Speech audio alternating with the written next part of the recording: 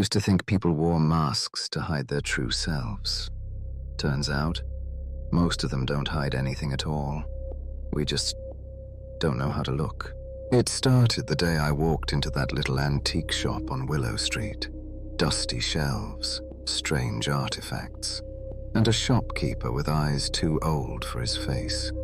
He smiled at me the moment I walked in, like he had been waiting. He held up a small brass monocle, said it was a gift, said it would let me see people as they truly are. I thought it was a joke, a gimmick, something to laugh about later. I was wrong. When I stepped outside, everything changed.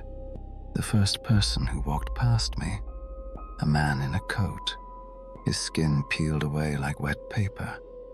Underneath, something snarled.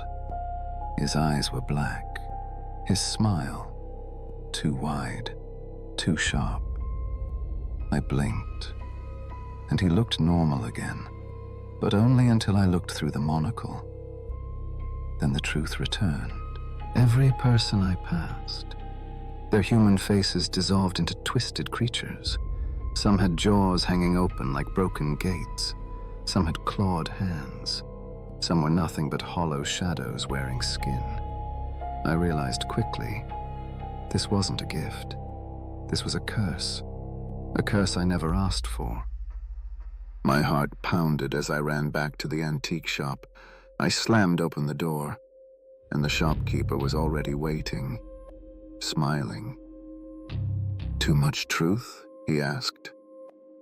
I begged him. I told him to take it back, to undo whatever he had done to me.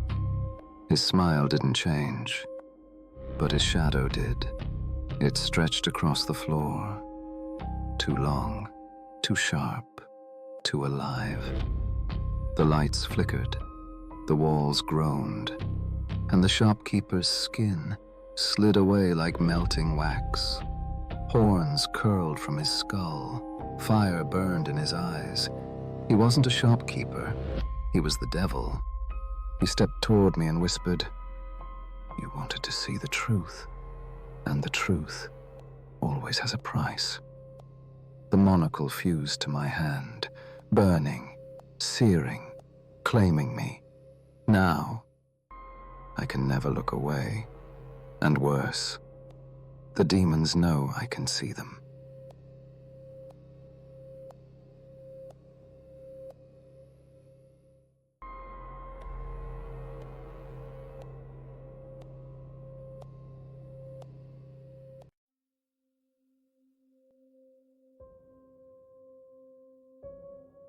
Some people go through life with a little luck.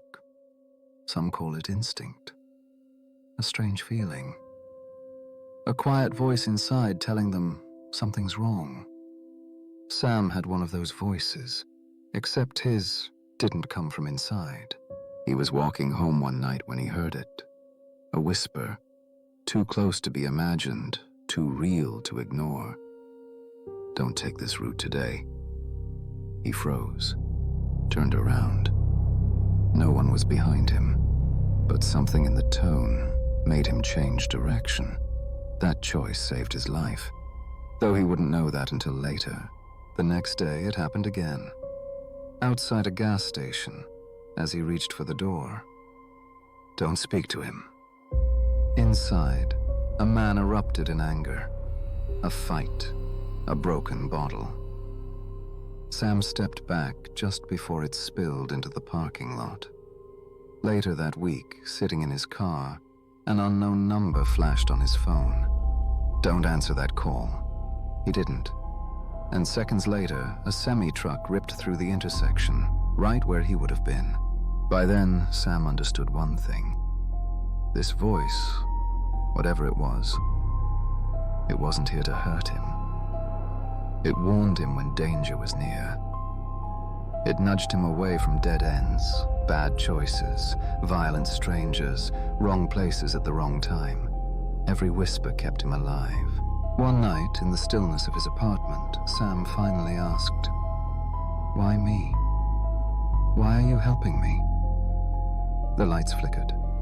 A cold draft passed through the room, though the windows were shut, and the whisper answered, "Nothing. Not yet." Then, it stopped. Days passed with no warnings. No whisper at his ear.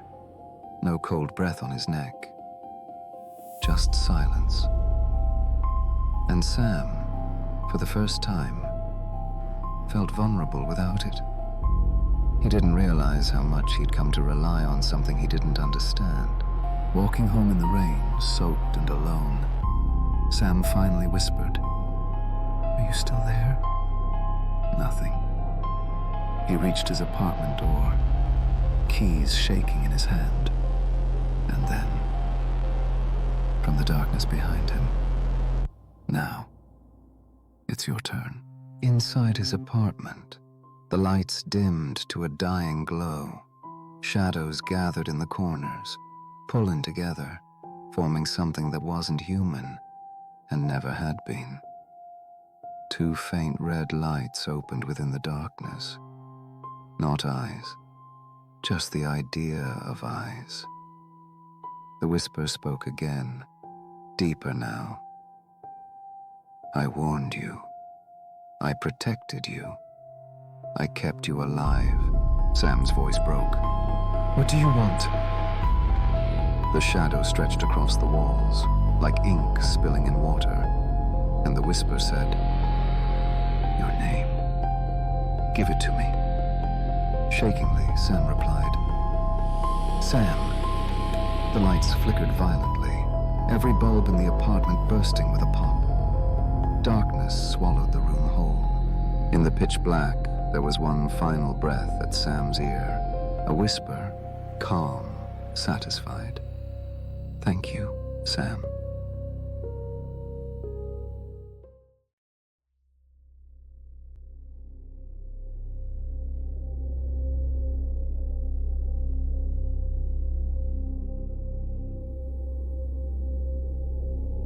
The forest doesn't sleep here. Every night the fog rises, and with it, the light. They say if you follow the lantern, you'll find the path home, but no one ever does.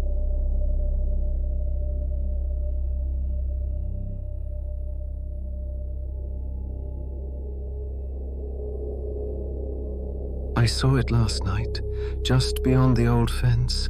I thought it was someone lost, maybe calling for help. So I stepped off the road, and the light moved deeper into the woods."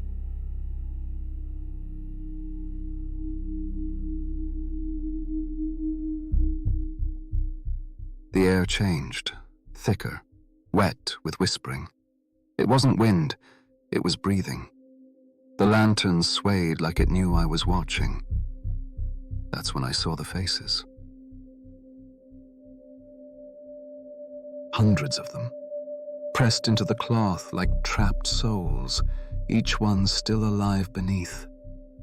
They were praying to the thing that held them. And the lantern's flame, it wasn't light, it was hunger. I ran, but every step the glow was beside me, not behind. I felt its hand brush my shoulder, cold as glass. And I realized, the light doesn't guide you out, it marks you for collection. When they found my phone, it was still recording. The last frame was a lantern, hanging from a branch, still burning.